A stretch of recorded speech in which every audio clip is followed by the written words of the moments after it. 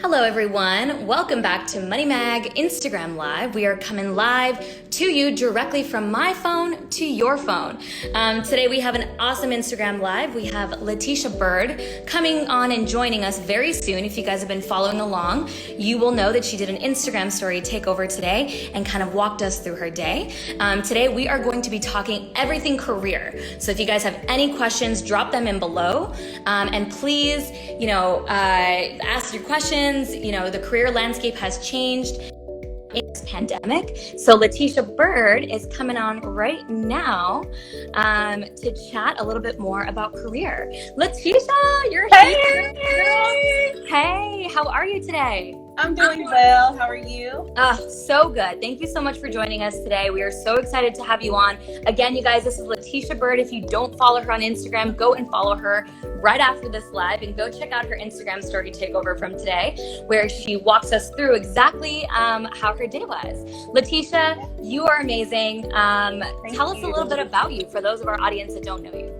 Yeah, so hey everyone, my name is Latisha Bird. I am a career coach and a talent development consultant. I am based in Charlotte, North Carolina. So I don't know if we have anyone from North Carolina in here, but I am super passionate about helping my clients really land their dream jobs. And I help my clients align their passions, their talents, their skills to careers that will really fulfill them and make sure that they're happy every single day. I mean, I think that being able to love what you do is so important. We spend over a third of our lives working.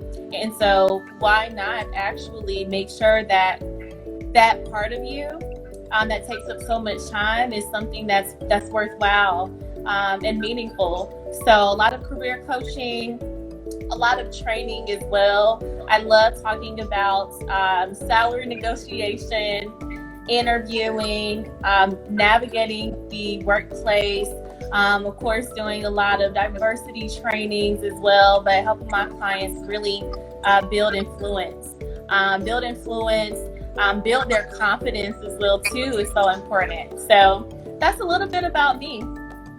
I love that, Latisha. I think you are so incredible. I think the knowledge that you give is so valuable and so important. So for those of you watching, please drop your questions in below. Yes. We are talking all things career today. So Latisha, we'll just get into it. Obviously we're in the middle of a pandemic. Things are changing. The landscape is changing. Can you talk to me a little bit about where you think the career landscape is heading in a coronavirus pandemic? Yeah, that's a great question. I think, I don't even know where to start because there's so many different ways we can take that. But, being that we are in the midst of a pandemic and unemployment is extremely high right now, at one of the highest levels that it's ever been or been in a very, very long time. So I think that for those that unfortunately have lost jobs, they are now trying to seek employment. However, I do think that the job market is going to pick up again. And one thing that I tell all of my clients is that jobs may be lost, but hope is not. You never want to give up hope. There are people that are still landing jobs to this day. One of my coaching clients just started her dream job as a senior engineer at Netflix on Monday. I have a Career Chasers members club, and one of my members is interviewing today. So companies are still hiring. I think the job market is definitely much more competitive, probably as competitive as it's ever been, since there are so many people that are actively seeking employment. But with that being said, it's so important to make sure that what you are really putting forth in terms of job applications is very strong. Making sure that your relationships are tight is super important as well. And making sure you're staying organized in the job search is key. 100%. Can you, obviously with people not being able to leave their houses, networking opportunities have changed. Talk to us a little bit more about the importance of virtual networking. Yeah, that's a great point. We are mostly staying home. A lot of us are working from home now, and so our whole lives have had to shift to virtual everything, right? Virtual dating, virtual networking. So with that being said, it is so important to have, one, a strong online presence. LinkedIn is great. I'm also recommending that my clients get on Twitter, get on other social media platforms so that they can continue to build relationships. And you want to make sure that you are networking virtually as well. I love Twitter. That's how I even developed my relationship with Money Magazine, was through Twitter. And so you just never know like who you can connect with and where you can find them. But you have to be really intentional about the type of relationships you want to build. Think about who's your audience, right? I think we all have an audience if we are job searching. That could be the hiring manager. That could be a recruiter. That could be someone that's in a field or working for a company that we see ourselves working for. Where can you find them? Go find them. They're out there. And find virtual events. There's so many webinars going on. I just hosted a huge webinar on Monday night.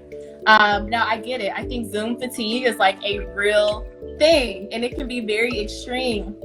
But you want to make sure you are planning time to socialize with other folks, even if it is like a virtual Zoom, happy hour, a webinar. Just make sure when you do join these types of things that you're making your presence known, right? So I think virtual networking is the way to go.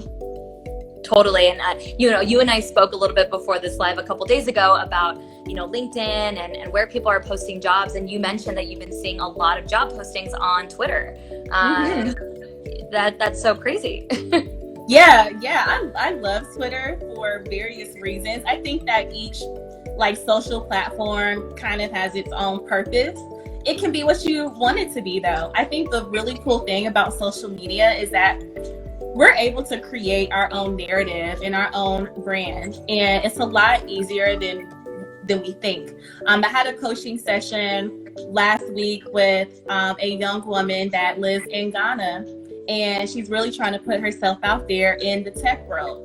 So after our coaching or during our coaching session, we set a plan to improve her resume. We talked about job search strategy. We talked about who she needed in her network. And I said, hey, I have a pretty big network on Twitter. Let me put something out. And so through that, I just posted and said, hey, I have a client who is just getting started in the tech field. Does anyone have any support or resources that they can provide? And we got at least like 20 comments of groups for her to join, certifications for her to look into, people that said, I'm willing to have a conversation with her, even folks that said, hey, my company is hiring, here's an open job rec, like send her my way. And so I'm really excited to see where that takes her. That's amazing. I love that. Thank you. Social media is so great for that. Like there's so many, I have friends on social media that I've never met that I just talk to on DMs on Instagram. Yeah. And they end up becoming connections for you later on in life. And asking them favors and asking them for help is something that I think people should do. Yeah. And that's the other thing. I think you bring up a great point. Like you should definitely ask for help. We can't do these things alone. And, one thing I want to drive home during our conversation today and that I talk to my clients all the time about is that there is this shame that comes with job searching, right? And I really don't think it should be that way. It's not, let's say you're searching for a job. That doesn't mean that no one wants you, right? Think about like dating. I'm single, but I am single by choice. You get what I'm saying? Mm-hmm. And so when it comes to searching for a job, you might think like, oh, this could mean that no one really wants me. But that's not the case. What that means is that you're on to bigger and better, that you deserve more, that that you desire more, and you're not willing to settle. So it's important to really kind of change and reframe your narrative. And even when you are searching for a job, it's not like you're begging for a handout, right? It is a fair exchange. If you have someone that could serve as a potential referral and you're asking them to get connected to an opportunity or a company, if you know your worth, if you know the value that you bring to an organization and you're able to land that job, that only makes that person that refers you look even better. So it's so important to really think about those things and just know that you are a prize and you're a gift as you are navigating the job market. Love it. That's awesome. All right, guys, for those of you that are just tuning in, we have Latisha Bird here. She is the CEO and founder of Bird Career Counseling. I'm just going to read your bio here because I think it's awesome. The mission of Bird Career Counseling is to transform the lives of your clients and empower them to elevate their confidence, rejuvenate their brand, and dominate their career journey. Latisha, you have traveled all over the country and helping international and people here domestically, and you have spoken in front of groups of over 5,000 people. Talk to me a little bit more about your own personal branding, you know, for somebody like me. If there's somebody out there that's looking for a job, talk to me a little bit about how to brand yourself online. So how to brand yourself online. One is figure out what your mission is or what your goal is. This does not have to be tied to like one particular organization. What my mission is to, well, you just read it, right? But that could show up in a lot of different ways. I've been doing this work for years. Even before I started or jumped into full-time entrepreneurship with my company, I was working in the recruiting field. And so recruiting was literally very similar to what I do now as a career coach, what I do now as a talent development consultant. So I encourage everyone to think about what is your career mission statement? And then based on that, think about what your personal brand statement is. What problem are you solving? Who are you helping? And how are you helping them? Take it in a step further. Why are you passionate about that solution that you are providing, right? If you can connect those dots, like I said, those can be applied to different companies. Those can be applied to different positions. But that's how you definitely want to brand yourself and show up online. You can use that across all social media avenues. And the great thing about branding is that you don't have to wait for permission. You know, I think sometimes when we work for organizations, we wait for our bosses to tell us what we're good at, what we're skilled at, where our career should go. But that really is on us. When I did my webinar on Monday, one thing that I shared with those ladies is that you want to think about your career as a never-ending journey, right? And think about the current company you're with is a car. We upgrade our cars over time. I went from like an old school Nissan to like a brand new one. And my next car is going to be like I am set on like a Tesla or a very nice Jeep, a nice luxury car. Like we upgrade over time. However, those different cars are the different companies, but you are always in the driver's seat. No one else is driving that car for you. And I think that's something that we have to remember. I think I even like forgot the question, but what I was just going to say with that is that you don't need permission to brand yourself as such. If you feel like you are an authority in your field now, let's say you have a law degree, but then you're saying, okay, like I'm a doctor, I can like save lives. Okay, like that, calm down, right? Right. But you can still brand yourself as that authority in your industry. Let your work speak for itself. And also don't be afraid to push a different narrative or bring your perspective or bring your opinion. I think one thing that has helped me really kind of grow my brand online is that I am always challenging things. You know, I want people to think about how they see their careers, how they see their lives in a different way than maybe what we've been taught before. So will everyone always agree with you? No, but if you know that you are speaking truth, you're challenging in a very considerate manner, of course, like those are the types of things that can make you stand out in a positive way. Yep, 100%. And if you guys don't follow Latisha on Twitter, go follow her on Twitter. Latisha, you are on fire on Twitter. You are, everything you say is just on point and so important. You bring up such important points here. And this kind of leads me to my next conversation. And I do want to get back to career a little bit more after this, but diversity and diversity in the workplace. You work with a lot of companies to help them with the diversity in the workplace for larger companies. But what can companies do right now to widen that? There's so much. I'm seeing that a lot of companies are, you know, taking a hard stance verbally, right? They're saying we stand with the Black community or Black Lives Matter and things of that nature. But you want to make sure that that translates internally within the organization. How is your company really supporting its employees, of the underrepresented employees that are really feeling the emotional toll of what is just kind of going on in the world today? I really think about D, E, and I in three main categories here. And also, I do want to say, like, there's so much that can be done here. What one company does, it may not work for another company, right? Depending on size, industry, culture, your company makeup. But you have to take action, and there has to be accountability behind that action that's being taken.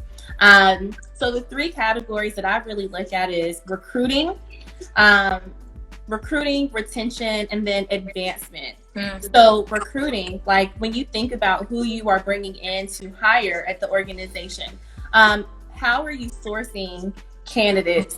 Are you bringing in a diverse group of candidates? If not, it's okay to go back to the drawing board and say, hey, we need to make our talent pool more diverse when it comes to interviewing. Are you removing that bias from the interview process? You know, a lot of companies, well, I'll say in my experience, I've seen where companies will hire based on culture fit. You know, culture fit is a really popular term. Unfortunately, though, that culture fit can be a result of affinity bias. And what I mean by affinity bias is that we have a tendency to gravitate towards people that look like us, or from the same, area, that kind of remind us of ourselves. The challenge with that is that sometimes that excludes other people out of the process that may not have similar backgrounds. So making sure you have really innovative, creative recruiting strategies. Retention. I've noticed that with some organizations, they're great at recruiting people of color, but then they leave 2 years in or 3 years in. And so you want to take a look at those retention numbers and say, okay, at what level are they leaving? What departments are they leaving? And then when it comes to the advancement piece, you know, we've all seen the statistics that people of color don't really make it to leadership. They don't make it to C-suite. Even if we look at, large companies, Fortune 500 CEOs, 4 of those CEOs are Black and they're all men. The challenge with that is that we have to make sure that there's mentorship, there's sponsorship. We are advocating and being allies for people that may not have that same visibility that others do. So I could go on and on and on about that, but the biggest thing there is not a one size fits all. Yeah, and it all starts from within, and making a conscious effort to change things that have been so wrong for so long. Yeah, and I think, there has to be a lot of self-education here as well. You don't have to be a leader in an organization to make change. Even if you as an individual, if you talk to someone or get to know someone at your organization who you may think you have nothing in common with, and you all form a bond and you support that employee, that goes a really long way. So I just want everyone to know, no matter what level you are, no matter what your age is or where you're from, you can make a difference as well. You can be an ally. You can support someone in the workplace. So, let's all make sure that we are just kind of educating ourselves, checking our own biases, and thinking, how can I further support the diversity and inclusion within my organization? Love that. I do want to talk a little bit more about career. This was a question that we actually solicited earlier from our audience, our money audience, is what common mistakes have you seen people make in the interview process? Oh gosh, so many. Common mistakes. I would say the first thing is not fully owning it. You have to own your power. No one knows you better than you. I have all of my coaching clients create a brag sheet, which is a list of all of their accomplishments throughout the course of their career. The thing is that society tells us you can't brag, you can't be boastful, you don't want to seem like you have a huge ego. However, we get so uncomfortable when we're talking about ourselves. And, my background is in recruiting. So I did a lot of interviews and phone screenings. And sometimes it was like pulling teeth to get details out from these interviewees. And I'm seeing things right here on their resume that I would think they would want to actually be really proud of. And I remember this one time I was interviewing this guy. He like opened up a pizza restaurant and while he was in school. And that's really, really cool, right? The position that he was interviewing for wasn't in that industry, was, you know, an accounting finance role, but it was still like great leadership experience. So I remember asking him about it and he was like, oh yeah, that thing, yeah, it's not really a big deal. And my mouth dropped. So one, it's so important to make sure that we are fully owning it, because no one can tell your story better than you. Don't discredit, don't disvalue your own experience. And then the other thing too is make sure you're interviewing these companies as well. You always want to make sure you have interviews questions at the end of these interviews. And just as much as these companies are interviewing, you know, you want to make sure you're interviewing them as well. Exactly. You want to make sure that that company is the right fit for you and that you're the right fit for the company. That's right. I love what you mentioned about that guy who opened up a pizza shop when he was in college. Like, I think so many skills like that are transferable. Yes. You know, and a lot of people I don't think use that to their advantage when they should. They don't. I mean, again, we all work with people for the most part. I'm trying to think, like, I know there are jobs out there where we aren't typically working with people, but so much of what we do is about serving our customers, serving people, serving patients, serving your coworkers or your leaders or your teams. Like, so much of what we do is about working with others. So whenever you have an experience like that, that shows you have good social skills or communication skills, you're good at working with people and teams. Like, those are things that are really, really just as valuable. I think, you know, sometimes we kind of value the hard technical skills over the soft skills. But one thing that I've seen a lot of companies say, especially with certain generations, is, you know, they're really good with technology, but communication just isn't there. You can't really get away with not having strong communication skills. That really can carry you far in your career. Yeah, that's so important. Well, Latisha, I mean, you know, you've dropped some major nuggets today. Can you give our audience and tell our audience where they can find you on Instagram and social media? Yes, please find me at Latisha_Bird. I've been posting on the stories all day long, so please follow along. Again, I love just talking about all things career. I'm also a digital coach for Google with their Grow with Google program, and we provide digital resources and workshops to entrepreneurs of color. So I'm going to also drop a link in my bio if you want to check out our next event. And yeah, same handle on Twitter as well. Yes, and you guys all have to go follow her right after this live. And again, you can find her on our Instagram stories because Latisha did an awesome takeover today. But Latisha, thank you so much for joining us. You have been amazing. Is there any last final words you want to give to our audience? No, I mean, I think we've covered it. Thank you for having me, Money Mag. I guess the one thing I'll say is that I just opened up enrollment for my Career Chasers Members Club. It's an online community for women of color. So if you need that community, if you need that support as you chase your career goals, I want you to join. We're 200 members strong, and we're on our way to get to 500. So love it. Thank you. Love it. Love it. All right, guys. Thank you so much for joining. My name is Mercedes Barba, senior video producer here at Money. Here's Latisha Bird. Go follow her on Instagram and Twitter and go to her website. Check out her resources. Latisha, we will see you soon, and we will definitely have you back to chat more career. All right. Thanks, Mercedes. All right. Thanks, bye. Have a good one. Thanks, Bye. guys.